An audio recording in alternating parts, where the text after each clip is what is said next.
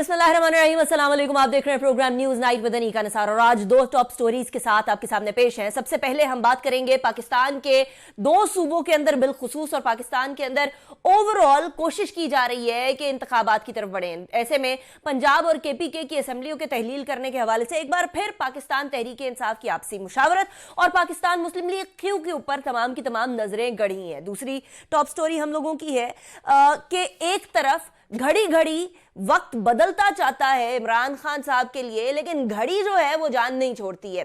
जुल्फी बुखारी और साबिक first lady Bushra Bibi की एक ऑडियो सामने आई है, उस हवाले से भी बात करेंगे। लेकिन सबसे पहले असेंबलियां तहलील करने के हवाले से जो बातचीत चल रही है, जो तरीकाकार चल रहा है, जो कोशिशें जारी हैं, उस हवाले से बात करेंगे। पाकिस्तान तहरीक इंसाफ की मुशावरत हुई और उस मुशावरत के अंदर तय ये पाया है कि फौरी तौर पर असेंबलियां तहलील करने की तरफ ही जाया जाएगा।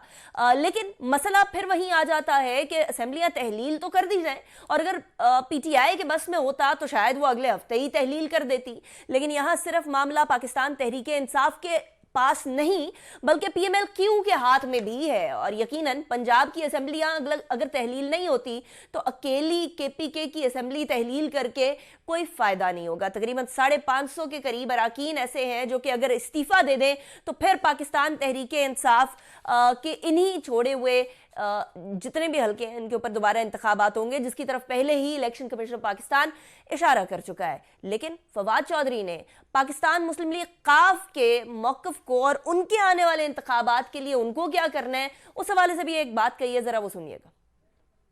पीएमएल-क्यू जो है उसने भी फैसला करना है कि आगे इलेक्शन में उनको क्या सूट करता है, तो वो देख लेंगे। अगर पीटीआई के इत्तेहाद के बगैर वो इलेक्शन लड़ना चाहते हैं या इत्तेहाद के साथ लड़ना चाहते हैं। पीटीआई के अगर साथ रहना है तो असेंबली तोड़नी पड़ेगी। पीटीआई के साथ रहना है तो असेंबलियां तोड़नी पड़ेंगी, पीटीआई के साथ नहीं रहना तो फिर जो है वो मामला दूसरी तरफ भी जा सकता है। याद रहे कि कल ही मैंने आपको अपने प्रोग्राम में इस बात की खबर दी थी कि एक मुलाकात तो प्राइम मिनिस्टर शहबाज शरीफ और वजीर आला परवेज इलाही पंजाब के वजीर आला की मुलाकात हो चुकी है। आने वाले एक आधे दिन के अंदर भी कुछ इंपॉर्टेंट मुलाकातों की एक्सपेक्टेशन है। ये भी याद रहे कि पंजाब के गवर्नर भी इस टाइम पर मुतहरिक हैं और एक ऐसे मौके के ऊपर जहां पंजाब के गवर्नर ने ओथ नहीं लिया था वही गवर्नर वही चीफ मिनिस्टर मुलाकात भी करें, यानी मुलीगुर रहमान साहब और परवेज इलाही साहब। आज एक और मुलाकात हुई और वो एक और मुलाकात फिर से इसहाक डार साहब की प्रेसिडेंट साहब के साथ मुलाकात थी। ये याद रहे कि इससे पहले भी उनकी कुछ 4-5 मुलाकातें हो चुकी हैं। इन मुलाकातों के अंदर एक्सचेंज ऑफ नोट्स चल रहे हैं या क्या मिडिल ग्राउंड हो सकता है, उस हवाले से बात चल रही है। मेरे साथ जो मेहमानान मौजूद हैं मैं उनका तारुफ करवाऊंगी और उन्हीं से इस डिस्कशन पर इस टॉपिक पे डिस्कशन करेंगे and then will move on to our second topic. Shaila Raza साहबा हमारे साथ मौजूद हैं, पाकिस्तान पीपल्स पार्टी की रहनुमा है। बहुत शुक्रिया शैला साहब, आपने हमें ज्वाइन किया। It's a pleasure having you in the show. Jamshed Iqbal Cheema साहब हमारे साथ मौजूद हैं, पाकिस्तान तहरीक इंसाफ के रहनुमा है। बहुत शुक्रिया चीमा साहब, आपने भी ज्वाइन किया। It's a pleasure having you in the show as well. Rizwan Razi sahab हमारे साथ मौजूद हैं, सीनियर एनालिस्ट। बहुत शुक्रिया रिजवान रजी साहब, आपने भी हमें ज्वाइन किया। It's a pleasure having you in the show as well. सबसे पहले शैला साहबा, पंजाब की सियासत एक ऐसी सियासत रही है और ये वो सूबा रहा है जहां से किसी जमाने में पीपल्स पार्टी बहुत हैवी मैंडेट के साथ आया करती थी। उसके बाद फिर यही सूबा पीएमएल नून के पास चला गया और फिर ये सूबा पीटीआई के पास चला गया। सूबा आबादी के लिहाज से सबसे बड़ा है तो इसलिए सबसे अहमियत का हामिल भी होता है। At this point in time Zardari साहब भी काफी मुतहरिक नजर आ रहे हैं इसी पंजाब की सियासत के अंदर। क्या हम लोग ये तवक्को कर सकते हैं कि वो कहा जाता है कि एक जरदारी सब पे भारी, वो किसी तरीके से मामलात को तब्दील कर लेंगे और फवाद चौधरी साहब की जो स्टेटमेंट आई है इसको इस तरह से लिया जाए कि शायद कुछ मामला टिल्ट होने की तरफ नजर आ रहा है? सबसे पहले तो बहुत शुक्रिया अनीका आपका और मेरे दोनों पार्टिसिपेंट्स जो हैं इस प्रोग्राम के, उनको भी मेरा सलाम हो। और मैं ये कहना चाहती हूँ कि देखिए, जहाँ तक जरदारी साहब की बात है तो वो एक ट्रू पॉलिटिशियन है जो ये समझते हैं कि किसी भी पॉलिटिकल पार्टी से आपका नज़रियाती इख्तलाफ होता है, ज़ाती इख्तलाफ या दुश्मनी नहीं होती। तो हमारे मोस्टली तो पार्टीज़ के मैनिफेस्टोज भी एक से होते हैं, वे ऑफ इम्प्लीमेंटेशन और कुछ आपके नज़रियात होते हैं, उसकी वजह से आप में डिफरेंसेस होते हैं। लेकिन अगर हम इनको जाती बना लें और पर्सनल एनिमिटी में चेंज कर लें तो पाकिस्तान क्या कोई भी मुल्क आगे नहीं बढ़ेगा। हमें दिल खोल कर एक दूसरे से, खासतौर पे तरक्की पजीर मुल्क है, इसमें टेररिज्म के भी मसाइल हैं, एक दूसरे से बात करनी होगी। तो एक जरदारी साहब भारी सब पेश लिए हैं कि वो सबसे दोस्ती रखते हैं, बातचीत के दरवाजे खुले रखते हैं। अब जहाँ तक बात है पंजाब की, मैं नहीं समझती कि फवाद चौधरी साहब, जिनका कोई ठिकाना नहीं है सिवाय पीटीआई के, उनके पास इसके अलावा कोई चारा है कि वो बढ़ बढ़ के पीटीआई के फजाइल या इमरान साहब के फजाइल बयान करें। और असेंबली कहीं नहीं जाने वाली। परवेज इलाही साहब बड़े बाबांग दहल कह चुके हैं कि मैं 4 महीने तक तो इरादा ही नहीं है। और अगर उनको तहलील करना होता तो कल ही उठाया ना एक मेंबर ने कैबिनेट का हलफ, जो इमरान खान को हस्बे मामूल टीवी से जो टीवी से ही पता चला हस्बे मामूल। तो मेरा ये कहना है कि बेहतर ये है कि ये छोटे छोटे फलीते छोड़ना खत्म करें। आप देख चुके हैं कि आपकी जो लॉन्ग मार्च थी वो ट्रक की बत्ती साबित नहीं हो सकी कि लोग उसके पीछे लग जाते, छोड़ दिया लोगों ने। तो बेहतर ये है कि ये बयानिया ठप हो चुका है, इलेक्शन नहीं होंगे। जो आप कहते हैं कि छोटी छोटी रैलियां निकालें और मुजाहरे करें, आप इतनी बड़ी मार्च लेके निकले थे, बकौल आपके समंदर था, आखिरी वारदात थी इमरान की, उसके बाद कुछ नहीं हुआ, तो अब इनसे क्या होगा? ये सारी सोचने की बातें हैं। बेहतर है कि तवज्जो करें, आपके इलाकों में भी रेन अफेक्टीज बैठे हुए हैं, उनके काम आए। ठीक है। अच्छा जमशेद इकबाल चीमा साहब, ये तो शैला रजा साहब ने कह दिया कि सीधा सीधा कोई मसला ही नहीं होगा, देयर इज नो वे कि आप लोगों की असेंबलियां तहलील होने की तरफ जाएगी। लेकिन आज अराकीन असेंबली से इमरान खान साहब की बात हुई है तो वो कह रहे हैं कि परवेज इलाही साहब को 3 महीने चाहिए, 3 महीने के बाद मामला जरा डिफरेंट होंगे, हमारे साथ ही खड़े हुए नजर आएंगे वो लोग। ये अपने अराकीन असेंबली को ये बात की तसल्ली देना क्यों पड़ रही है कि परवेज इलाही साहब हमारे साथ ही खड़े होंगे, इधर उधर नहीं जाएंगे? क्या कोई अंदर खाने कहीं परवेज इलाही साहब ने कोई ऐसी बात तो नहीं कर दी कि जिसकी वजह से सारे अराकीन असेंबली डिमांड कर रहे हैं? चीमा साहब आपको मेरी आवाज आ रही है? चीमा साहब आपको मेरी आवाज, चीमा साहब को मेरी आवाज नहीं आ रही, ऑडियो कनेक्ट करने की कोशिश करते हैं। रिजवान रजी साहब की तरफ चलते हैं। रिजवान रजी साहब, एक तरफ पंजाब वो सूबा जो कि पीएमएलएन का ही रहा था और एक तरफ अब यहां सियासत चल रही है पीएमएल-क्यू की और पीटीआई की, यानी अब पीएमएल-क्यू के ऊपर आसरा करना पड़ रहा है इन तमाम बड़ी बड़ी जमातों को भी, जिसके अंदर पीएमएलएन भी है, जिसके अंदर पीपल्स पार्टी भी है, जो किसी जमाने में पंजाब के ऊपर राज किया करते थे। यह जमाना भी देखना था। आप देखिए पीएमएल-क्यू की आप पॉलिटिक्स देखें और उसे अप्रिशिएट जरूर करें कि वो मुख्तसर सी सीटों के साथ वफाक में भी हुकूमत में रहे और सूबे में भी हुकूमत में है और दोनों जगह पे अहम वजारतें हैं उनकी। पाकिस्तान मुस्लिम लीग नून के हाथ में ये सूबा जो है ये 1980 की दिहाई के बाद आया है। उससे पहले तो यहाँ पे ये भुट्टो होता था ना, और जाहिर है कि एक पार्टी ने इतनी ज्यादा स्ट्रगल की हो, मार खाई हो एस्टेब्लिशमेंट से और नस्लें उड़वा ली हों, तो फिर इतना एक फर्क तो पड़ेगा कि वो महदूद होती जाएगी। तो इसलिए इसको जरा ज्यादा न तवज्जो दी जाए। अच्छा। इस वक्त देखिए नॉर्मली जो है वो ये होता है कि छोटे छोटे मुजाहिरों से आप एक माहौल बनाते और फिर उससे बड़े मुजाहिरे करते और फिर एक नेशनल लॉन्ग मार्च करते हैं। हमारी दोनों पार्टियां जो हैं पीएमएलएन और पीपल्स पार्टी ने अभी पिछले साल ही ये बड़ी हरकत फरमाई है। लेकिन पीटीआई जो है वो हमारे वो दोस्त हैं। जमशेद इकबाल चीमा साहब बहुत प्यारे आदमी हैं, जब भी हमारे दोस्तों में इनका शुमार होता है। लेकिन पहले इन्होंने एक बड़ा इवेंट किया, फिर उससे छोटा किया और आखिर में वो जाके तो अवामी सतह के ऊपर ये मुजाहरे करने लगे हैं। आई मीन मतलब कोई काम सीधा भी कर लिया करें यार। मेरा मतलब जिस तरह से वो होता हुआ आ रहा है, मतलब जब से सियासत हुई है तो यही पैटर्न रहा है। उन्होंने उल्टा पैटर्न आजमाया है। अब देखिए वो इस पैटर्न को उल्टा चलाने के से कोई पॉजिटिव नतीजे हासिल कर पाते हैं कि नहीं। लेकिन एक बात को आप दाद दीजिए कि अभी तक उन्होंने अपनी इस निजाम के अंदर, इस सियासी निजाम के अंदर रेलेवेंसी बरकरार रखी हुई है कि आज हम बैठे हुए प्राइम टाइम में उनको डिस्कस कर रहे हैं। ये आप इसको तो दाद दीजिए ना उनकी। आप इसे उनकी मीडिया मैनेजमेंट भी कह सकते हैं। आप इनको उनकी अच्छी पॉलिटिक्स भी कह सकते हैं कि उन्होंने ना सिर्फ के अपने आप को रेलेवेंट रखा हुआ है, बल्कि इस वक्त वो डिस्कस हो रहे हैं और हम इस प्रोग्राम में उन्हें डिस्कस कर रहे हैं। राइट, ब्रेक की तरफ चलते हैं, ब्रेक के बाद वापस आएंगे, उसके बाद फिर जमशेद इकबाल चीमा साहब से बात करेंगे। Until then, we'll fix the audio issue as well. See you after the break.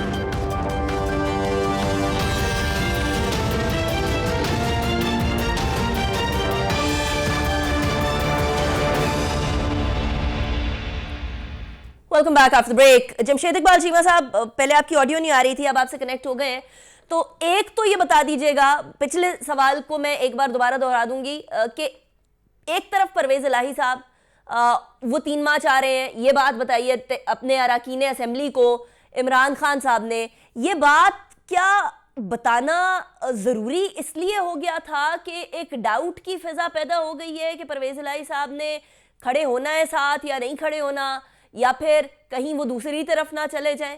क्या ये एक शक की फिजा है आप लोगों के अपने अरकान असेंबली के अंदर में? नहीं, हमारे यहाँ कोई शक नहीं है। सिंपल सी बात है कि राय हमारे अपने अरकान असेंबली या पार्टी रैंक्स में भी और जो आपके वज़रा हैं उनमें भी वो मुख्तलिफ होती है। राय का इजहार करना बड़ा ओपन सी बात है। वो परवेज़ इलाही साहब की राय भी मुख्तलिफ हो सकती है या है, बट परवेज़ इलाही साहब जो हैं वो आप कह लें साइन करके दे गए हैं पेपर, उनकी तरफ से में कोई इशू नहीं है, ब्लैंक चेक है उनकी तरफ से, लिहाजा वो इशू नहीं है। इशू राय जो है, राय उनकी डिफरेंट है और वो ऑब्वियस है, ये नहीं है कि वो राय उनकी ऑब्वियस नहीं है। और ये नहीं कि सिर्फ उनकी है, हमारी अपनी पार्टी में किसी की राय मुख्तलिफ हो सकती है। और शायद उसमें कोई वज़न भी है कि जी आप पहले कंक्लूड कर लें कि जब हम असम्बलियाँ तोड़ें तो इलेक्शन हो जाएं, फेडरल गवर्नमेंट में भी यहाँ भी, क्योंकि देखें इसमें तमाशा ज़्यादा बनता है कि सूबाई असम्बलियों का इलेक्शन अलग हो, और अभी इनको समझ नहीं आ रही जो गवर्नमेंट है। लेट्स सपोज आज पंजाब और सिंध में, पंजाब और केपी में इलेक्शन हो जाते हैं तो इलेक्शन आलमोस्ट वन साइडेड होंगे, हम बड़े आराम से 70-80% सीटें ले जाएंगे। अब 2 सीट नीचे MPA अगर PTI हों और 6 महीने बाद या 8 महीने बाद MNA का इलेक्शन हो तो इनको तो टिकट लेने वाला नहीं मिलेगा। ऊपर MNA नीचे PP, हमारे पास 5 साल का मैंडेट हो, 2 हमारे MPA मौजूद हों और उसी हल्के से ऊपर MNA का एक PTI का बंदा खड़ा है अपने 2 MPs के साथ और दूसरी तरफ टिकट लेने वाला कोई नहीं है। सो बड़ी इसमें एक तो स्पेंडिंग ज़्यादा होगी और इलेक्शन, ये पार्टी की सर्वाइवल, PDM की जमातों की सर्वाइवल मुश्किल हो जाएगी। शायद थोड़ी सी बेहतर पोजीशन में हो अंदरूनी सिंध में क्या नाम है पीपल्स पार्टी, बाकी पंजाब में या KP में या बलूचिस्तान में हालात ज़्यादा पतले में होगा। कराची में भी इनका हाल यही होगा कि अगर नीचे 2 हमारे MPA मौजूद हैं तो ऊपर अगर MNA आते हैं तो डेफिनेटली बड़े आराम से जितनी सीटें 21 सीटें 22 सीटें सारी जीत जाएंगे हम, वो इशू नहीं। सो मैं समझता हूँ कि इसमें ज़्यादा बेहतर होगा कि आगे हम वे फॉरवर्ड ये है कि हम कंसेंसस से फ्री एंड फेयर इलेक्शन की तरफ बढ़ें। इस वक्त सूरत हाल है कि इन्होंने जो करना था करके देख लिया, मुल्क डिफ़ाल्ट कर गया, इंडस्ट्री बैठ गई, आप कह लें ज़राअत बैठ गई, यहाँ पे ट्रेड बैठ गई, फिर हाउसिंग सारी। कोई ऐसी खबर कोई अच्छी अगर इनके पास हो, वो ऑटो के हवाले से हो, वो टेक्सटाइल के हवाले से हो, हाउसिंग के हवाले से हो, IT के हवाले, किसी हवाले से कोई अच्छी खबर इनके पास मौजूद हो तो हमें होप दे दें, या कोई ऐसा एक्शन कर रहे हो, कोई ऐसी पाइपलाइन हो। I am sorry, I am cutting you short. ये तो कह रहे हैं हमने डिफॉल्ट से बचा लिया है, डिफॉल्ट हुआ नहीं है मुल्क। पहले वो बात तो रही थी कि बॉन्ड्स की पेमेंट नहीं हो सकेगी, बॉन्ड्स की पेमेंट भी हो गई। वो कहते हैं कि रशिया से अब सस्ता तेल भी आ जाएगा, तो मुल्क तो डिफॉल्ट से हम बचा रहे हैं, हम तो धकेल तो नहीं रहे। PTI धकेल के गई थी। दिस इज समथिंग जो कि ये लोग कंसिस्टेंटली कहते रहे। नहीं, मैं समझते, देखें मैं यही कह रहा हूँ कि देखें बात चीज़ें बातों से नहीं होनी, या मीडिया में कोई 2-4 लोगों से कहलवाने से नहीं होनी, या आप कह लें कहीं कोई ISPR का कोई बंदा एक दिन प्रेस कॉन्फ्रेंस कर दे कि आप बेहतर होगी पहले से, क्या नाम है स्टॉक एक्सचेंज, उससे नहीं होनी, या सोशल मीडिया पे किसी को गाली देने से नहीं होनी। बात है कि आपके फिगर्स क्या हैं। फिगर हर रोज़ शाम को आ जाते हैं कि आज स्टेट बैंक के पास इतने पैसे हैं, इस महीने या इस हफ्ते इतनी एक्सपोर्ट है, इतनी इम्पोर्ट है, ये करंट अकाउंट डेफिसिट है, ये कर्जा है, पिछले हफ्ते हफ्ते ये था, पिछले महीने ये था, तो हर महीने जब रिपोर्ट आती है तो उसमें हर चीज़ वाज़ेह है। सो मैं समझता हूँ कि यहाँ पे कोई स्टेटमेंट जो है वो देने की ज़रूरत नहीं है, वो फिगर बोलने की ज़रूरत है। सो कोई ऐसी फिगर बता दें, कोई ऐसी होप बता दें, कोई ऐसा एक्शन बता दें, कोई इनिशिएटिव बता दें जिससे इन्होंने पाकिस्तान को डिफॉल्ट से बचा लिया हो।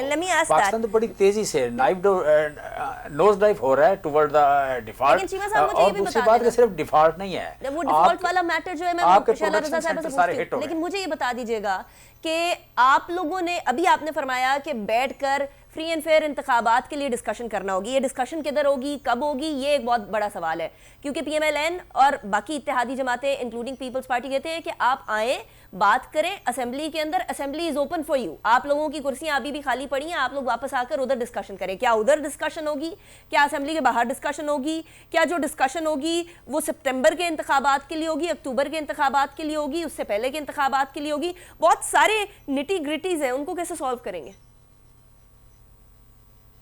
देखें, सितंबर या अक्टूबर तो आज से 10 महीने बाद है। 10 महीने क्या आप इतनी वीक गवर्नमेंट के साथ, इतनी कंप्रोमाइज गवर्नमेंट के साथ निकाल सकते हैं? और फिर स्पेशली अगर आपकी इकानमी इतनी वीक हो, इकानमी में इस वक्त कोई बंदा आपके साथ डील करने को तैयार नहीं है, इसलिए कि आपके पास मैंडेट नहीं है, आप फ्यूचर की हुकूमत नहीं है। इस मुल्क में कोई भी इनिशिएटिव जो है, कोई लॉन्ग टर्म लेना है, कोई सख्त फैसला लेना है, कोई बड़ा फैसला लेना है, तो वो शहबाज शरीफ ने तो नहीं लिया 8 महीनों में। आप कह लें कि बिलावल साहब ने या PDM की जो सारी जमातें हैं मिल के, या उनके जो सरपरस्त थे, उन सारों ने मिल के तो नहीं लिया। वो कहते रहे हैं कि हम उंगली पकड़ के चलाते थे, कहते रहे हैं हम इकानमी भी मैनेज करते थे, हार्जा पॉलिसी भी मैनेज करते थे, और ये कहते थे हम तजर्बाकार हैं। फिर एक जहाज़ पे बिठा के लाई सागडार को, जिसे कहते हैं कि सारे मसाइल का हल, लेकिन रिजल्ट सामने क्या आया? मैं समझता हूँ कि शायद इससे तो कोई यू कैन से कि बहुत एवरेज लेवल का बंदा भी, एवरेज IQ का बंदा या बिलो एवरेज भी अगर बिठा देते तो ब्यूरोक्रेसी नीचे चला रही थी, इससे बेहतर चला लेते जिस तरह इसाक डार ने चलाया है। सो मैं समझता हूँ कि इस वक्त इनके पास स्वाय डिटाई से कुछ कहने के, दलील पे कुछ कहने को नहीं है। आपके ख्याल में इंतखाबात कराना लाजिम व मलज़ूम है? अच्छा, इनिशिएटिव इनको सपोर्ट नहीं करता। मैं शैला साहिबा की तरफ जाने जा रही हूं, लेकिन मुझे एक और बता दें, इसाक साहब से प्रेसिडेंट साहब की बार-बार मुलाकात हो रही है, को 5वीं 6ठी मुलाकात है। इस मुलाकात के अंदर क्या डिसाइड हो रहा है? यानी कहीं ना कहीं प्रेसिडेंट साहब को भी तो गो अहेड दिया होगा ना इमरान खान साहब ने? हमारी तरफ से जी पहले 3 लोग थे, अब एक बंदे को यू कैन से कि नेगोशिएशन जो है अलाउ है, वो प्रेसिडेंट साहब हैं। पहले आप कह रहे हैं अली जैदी भी थे, और क्या नाम है, खटक साहब थे, और प्रेसिडेंट साहब थे। अब प्रेसिडेंट साहब जो हैं वो डेजिग्नेटेड है फॉर दिस, और इसाक डार साहब भी मेरे नुमाइंदा हैं या वो ऑथोराइज्ड हैं फ्राम नवाज शरीफ। सो मैं समझता हूँ कि ये नेगोशिएशन ही वाहिद हल है, ये मुज़ाकरात ही वाहिद हल है। सो कंसेंसस से आगे बढ़ने की ज़रूरत है इस मुल्क को, कि जो भी आप कह रहे मैंडेट, देखिए मैंडेट यहाँ शैला रज़ा बैठी है, हमारी बहन है, इन्हें भी पता है, मुझे भी पता है कि 1 वोट 1 मैन का कोई भी इलेक्शन ऐसा नहीं जिस पे दाग ना हो धांधली के। लिहाजा अब इस बात को ख़त्म हो के हमें मैंडेट सही लें, मैंडेट पोल्यूटेड ना हो, मैंडेट करप्टेड ना हो, और मैंडेट जो है उस पर डाउट्स ना हो। ठीक हो गया। अपोजिशन भी माने, बाई एंड लार्ज उसको मीडिया भी माने, और सारी सिविल सोसाइटी माने, और जिसको मैंडेट मिले उसको अपोजिशन भी सपोर्ट करे या ना करे, वो हुकूमत चलाए। क्या यही डिस्कशन हो रही है? उसके ऊपर मॉनिटर को ना, 5 साल उसके लिए मॉनिटर को ना बैठा हो कि जो फैसला करे कि हमारी परफॉर्मेंस अच्छी है कि नहीं, वो फैसला करने वाले पीछे हटें। ये इज्तिमाई दानिश जो है, अवामी दानिश काम करे। चले, अच्छा शैला रज़ा साहिबा, ये बात वाकई में दुरुस्त है कि इंतखाबात के ऊपर अब डिस्कशन हो रही है, अब बाकी किसी चीज के ऊपर डिस्कशन नहीं हो रही है? मैं ये समझती हूँ कि डिस्कशन अभी तक तो सिर्फ यहीं तक पहुंची है कि ओपन माइंड के साथ आए, गैर मशरूत आए तो बात होगी। अगर लेकिन ये इसमें एक खुशी की बात है कि डेजिग्नेटेड बाय नवाज शरीफ से PTI मुज़ाकरात कर रही है। अब जो बात है दूसरी जो इन्होंने अब तक की, तो मैं ये समझती हूँ कि इनको जब ये एनालाइज करें ना, तो इन्हें कम से कम परवेज इलाही साहब जो स्ट्रॉन्गेस्ट पर्सनालिटी हैं पंजाब में 10 सीटों के साथ, जो कुछ भी कह दें इमरान साहब को लेकिन वो रहेंगे CM, उनसे थोड़ी राय लेनी चाहिए। अगर ये जीत जाएंगे तो इन्हें फौरन असेंबली डिसॉल्व कर देनी चाहिए, फिर तो कोई मसला ही नहीं होना चाहिए, आप जीत जाएंगे। सही, लेकिन ऐसा नहीं है। ऐसा नहीं है, आपके अंदर खुद मसाइल मौजूद हैं। शाह महमूद कुरैशी का जख्म अभी ताज़ा है, और वहाँ पे ना चेयरमैन आए, ना कैंपेन चलाने, ना कोई और आया, सिर्फ मैं गई थी। ठीक है। मैं गई थी, वो भी जाहिर है कि मुझे कहा गया था ना, जरदारी साहब गए। सही। और फिर कराची के भी, चाहे वो मंदुखेल वाला इलेक्शन हो चाहे कोई इलेक्शन हो, तो उसमें इनको पता चल चुका है। अब अगर पीपल्स पार्टी की बात है, जिसको ये कहते हैं कि भाई कमजोर हो गई, तो हम भी किसी को यस बॉस कह देते, हम भी कह देते कि हम जो है नाम हमारा यही रहेगा, but we are new option for you, कि आप हमारे बिल पास करा दीजिएगा, आप हमें ये कर दीजिएगा, आप हमें ये करवा दीजिएगा, गिरने लगे तो किसी 10 मेंबर वालों को जो है कह दीजिएगा कि जाओ तुम्हारे पार्टनर है, तो हम रहते। लेकिन हमने कहा कि हम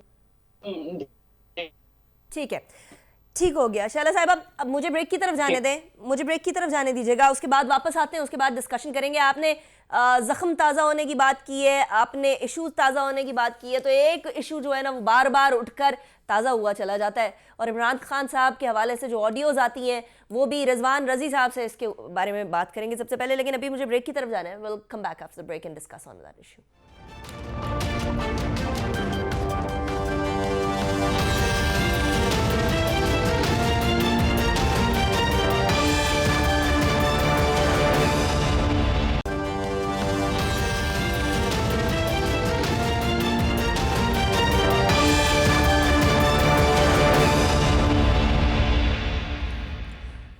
welcome back after the break. Break पे जाने से पहले हम बात कर रहे थे असेंबलियां तहलील होने के हवाले से। एक इशू बार बार इमरान खान साहब के लिए बहुत सारे मसाइल खड़े करता है, और कहने को तो इलीगल नहीं बिल्कुल भी कि तोशा खाने से तोहफा लिया जाए और उसको बेच दिया जाए, लेकिन इसके ऊपर मॉरल ग्राउंड्स पे बहुत सारे सवालात हो रहे हैं।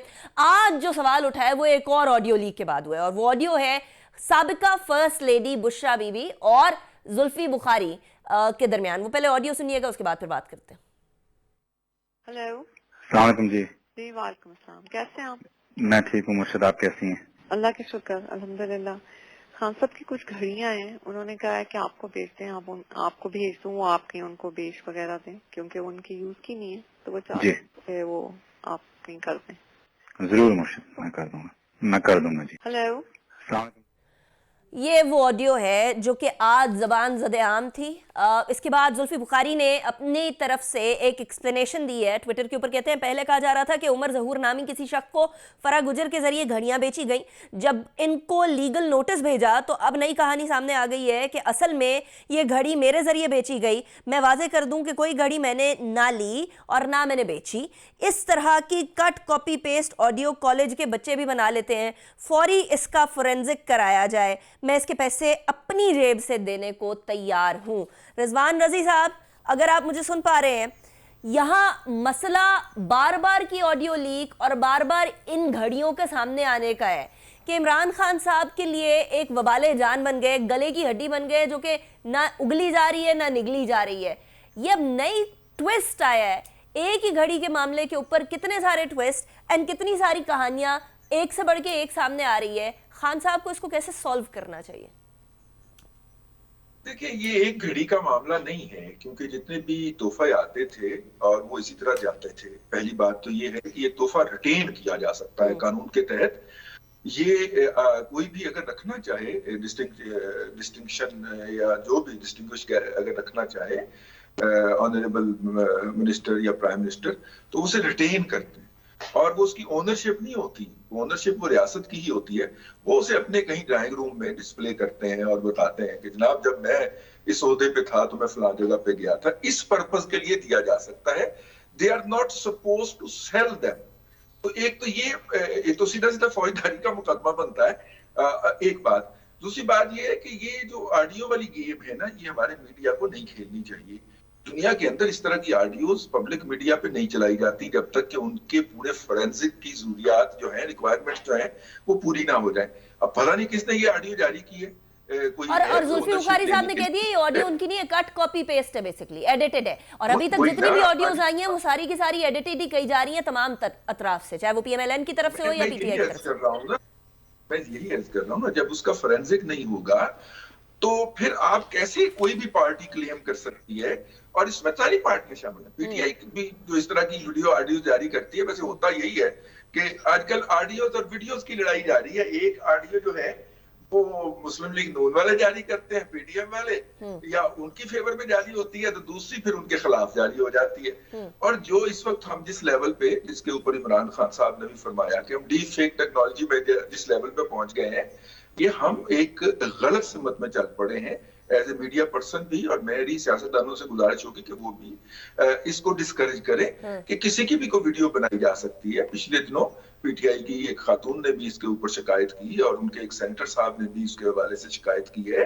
तो इस ऑडियो वीडियो गेम, लेकिन रिजवान साहब हम इस बात से डिनाई नहीं कर सकते कि ऑडियो वीडियो गेम काफी आगे बढ़ चुकी है, इसके अंदर सारी सियासी जमातें मुलव्वस हो चुकी हैं, और जब ऑपोजिट साइड पे कोई ऑडियो आती है तो फिर सेलिब्रेशन भी की जाती है अनफॉर्चुनेटली। तो ये वाली बात जी, पॉलिटिकल पॉइंट स्कोरिंग जब मौका मिलेगा उनको, एक पार्टी को दूसरे के ऊपर पॉलिटिकल पॉइंट स्कोरिंग करने का, जबकि सियासत के अंदर से जो बर्दाश्त है और जो एक दूसरे का एहतराम है वो उठता जा रहा है थैंक्स टू सोशल मीडिया, जहां पे कोई लिमिट्स और बात नहीं है, तो उसके बाद तो फिर ये आपने बिल्कुल ही ओपन कर दिया ना ये वाला सिलसिला। तो देखिए, कम से कम मेन स्ट्रीम मीडिया को मेरा ख्याल के अंदर इसका हिस्सा नहीं बनना चाहिए। और जो लोग, लेकिन इसके ऊपर मौकफ लेना बड़ा इंपॉर्टेंट है। रिजवान अजीज साहब, शैला रजा साहिबा, आपकी नजर में ये जो ऑडियो वीडियो गेम स्टार्ट हो गई है, ये तमाम सियासी जमातों के लिए, पाकिस्तान की सियासत के लिए और पाकिस्तान के अल्टीमेटली पॉलिटिकल सिनेरियो के लिए, क्या ये दुरुस्त सिमत में जा रहे हैं हम? जो पीपल्स पार्टी का मौक़िफ़ है तो वो तो सबसे ही ज़्यादा वाज़े है कि कोई भी डर्टी गेम जो है वो नहीं होना चाहिए अमंग द पॉलिटिकल पार्टीज और अगेंस्ट द पॉलिटिकल पार्टीज और अगेंस्ट द इंस्टीट्यूट और जो भी आप कह दें इदारों के खिलाफ। तो ये एक सिलसिला बहुत तेज हुआ इन 3 साल 8 महीने की हुकूमत में पीटीआई की, और हमने देखा कि जो चेयरमैन नैब थे उनकी भी वीडियोस आई, और फिर कहा यही जाता है कि उसके बाद उन्होंने फिर वही किया जो पीटीआई चाहती थी। ये अलग बात है कि अब इमरान साहब कहते हैं कि नैब उनके इख्तियार में नहीं थी, हालांकि उनके जो शहजाद अकबर वगैरह हैं वो पहले प्रेस कॉन्फ्रेंस करते थे और अगले दिन बहुत कुछ हो जाता था। तो ये सारी सूरत हाल जो है ये जब ही होती है जब नॉन पॉलिटिकल पर्सनालिटीज को पॉलिटिकल बना के एम्पावर्ड किया जाता है, तो सारा आपका जो एक पॉलिटिकल स्ट्रक्चर है वो तबाह हो जाता है। और माजी में भी इस तरह हुआ, फिर आहिस्ता आहिस्ता लोग सियासतदान बन जाते हैं, लेकिन एक गलत बात आ जाती है। और मैं तो यही कहूंगी कि अगर वो कह रहे हैं इसका फोरेंसिक करा लें तो करा लेना चाहिए। राइट। चीमा साहब, बहुत सारी ऑडियोज आई हैं, माजी में भी आई, अभी रिसेंटली तो ये वाली ऑडियो सामने आई है। इसके अंदर साबिका फर्स्ट लेडी को मलाइन करने की भी अच्छी खासी कोशिश की जा रही है ना। इसके ऊपर कोई लीगल एक्शन लेंगे? क्योंकि वहाँ शहबाज शरीफ साहब ने डेली मेल के खिलाफ लीगल एक्शन लिया था, डेली मेल ने माजरत कर ली है अब, और शहबाज शरीफ साहब के बारे में कह दिया कि वो जितने इल्ज़ामात थे कि अर्थक्वेक के विक्टिम्स से जो डिफेंड ने पैसे दिए थे, वो हेरा फेरी हुई, वो सारे के सारे गलत इल्ज़ामात थे। तो क्या पाकिस्तान तहरीक इंसाफ भी जो ऑडियोज़ और वीडियोज़ का सिलसिला शुरू हुआ है, इसके ऊपर कोई कानूनी चाराजोई करेगी? ये जो शहबाज शरीफ वाली आप बात कर रहे हैं, ये इन्फॉर्मेशन है मेरे लिए, तो मैंने कहीं नहीं सुना, पहली आपसे सुना है। खबर आ तो इसको मैं समझे कंफर्म करके कल इस पे प्रोग्राम कर लेते हैं। अच्छा, कल इस पे प्रोग्राम कर लेते हैं, बाकायदा प्रोग्राम कर लेते हैं। ये मैं कहता हूँ बड़ी बड़ी अहम बात है, लिहाजा कल इस पे प्रोग्राम कर लेते हैं, ऐसे इसको जाने नहीं देंगे, इस तरह आप करके चली जाए, ऐसा नहीं हो सकता। दूसरी बात इसमें यह है कि जो वीडियो है ये ऑडियो है, मैं समझता हूँ कि जो ऑडियो है ये जनरल बाजवा के दौर में इसको बड़ा अरूज मिला है, मरियम बीबी और जनरल साहब ने बड़ा इसको अरूज दिया है। और पिछले दिनों बड़ा मुझे अफसोस हुआ कि मुझे सदर पाकिस्तान जो है वो कहते हैं कि मेरे पास भाई साहब को 1 घंटा बैठे 25 मिनटों ने वीडियोज़ के बारे में बात की, फलां की भी है, फलां की भी है। तो मैं समझता हूँ बड़े लो IQ के आदमी थे जो आप कह लें कि इतने अहम ओहदे पे चले गए। और मैं ये कह रही हूं कि क्या आप इस मामले के ऊपर कानूनी चाराजोई करेंगे? पीटीआई इसमें पर्सनल वाली कौन सी बात है? पर्सनल वाली कौन सी बात है? बंदे की नेचर सामने आती है, बंदे के किरदार सामने आता है। पर्सनल क्या मतलब वज़ीर आज़म की बीवी की बात कर लेते, बाजवा की बात नहीं कर सकते? क्यों नहीं कर सकते भाई? मैं तो बुशरा बीवी को भी बुशरा बीवी को भी कह रही हूं कि वो उनके बारे में भी जो ऑडियोज आ रही हैं उसके खिलाफ कानूनी चाराजोई करें। It's as simple as that. मैं यही कह रहा हूँ कि जिन लोगों का काम इस मुल्क की सरहदों की हिफाजत था वो कुछ देर इस काम पे लग गए और चलो अपने अंजाम को पहुंचे। इस मुल्क में चलो ये भी एक चानन हो गया कि किस तरह के लोग आ सकते हैं, बड़ी अहम जगहों पे भी आ सकते हैं, ये बड़ी अहम जगह पोजीशन पे भी आ सकते हैं। ये एक बड़ा सियाह दौर था। कानूनी चाराजोई और नॉट कंटिन्यू ना करे, मैं समझता बस अब दोबारा गद्दारी से कानूनी चाराजोई। देखें आज जो कुछ हो रहा है, देखें आज जो कानूनी कार्रवाई हो रही है, दो चीजों का कवर स्टोरी है। एक अरशद शरीफ का, कल उनकी वालदा गई हैं, उन्होंने कुछ लोगों के नाम लिए हैं। आज जो कुछ भी हो रहा है, जितने प्रोग्राम हो रहे हैं, सारे उसकी कवर स्टोरी हैं, उसको छुपाने के लिए है। दूसरी बात, को जमानत मिली है। जी जी मुझे करने देना, कॉन्स्पिरेसी करने देना, मेरे खिलाफ कॉन्स्पिरेसी हो तो मुझे, और बीबी मुझे डरने का मेरा नाम बीबी नहीं है चीमा साहब, मेरा नाम अनीता निसार है। इसी पॉइंट मुझे पता है कौन क्या करता है। मुझे बीबी मुझे पता है कौन क्या करता है। मुझे कहने दे, मुझे कहने दे। मैं इस मुल्क का आजाद नहीं है, मेरा नाम अनीता है, इस मुल्क का आजाद शहरी हूं, मुझे बात करने दे। Joining me in the show Cheema साहब। शैला रजा साहबा बहुत शुक्रिया आपने ज्वाइन किया। रिजवान रजी साहब thank you very much for joining me in the show. इल्ज़ामात बहुत सारे लग रहे हैं लेकिन उनके जवाब आना बड़ा इंपॉर्टेंट है और साथ ही साथ ये जो ट्रेंड शुरू हुआ है इसको बंद करना भी बहुत ज़रूरी है। Thank you very much for watching my show. Anika Nisar को इजाज़त दीजिए, अपना बहुत ख्याल रखिएगा। अल्लाह हाफिज़।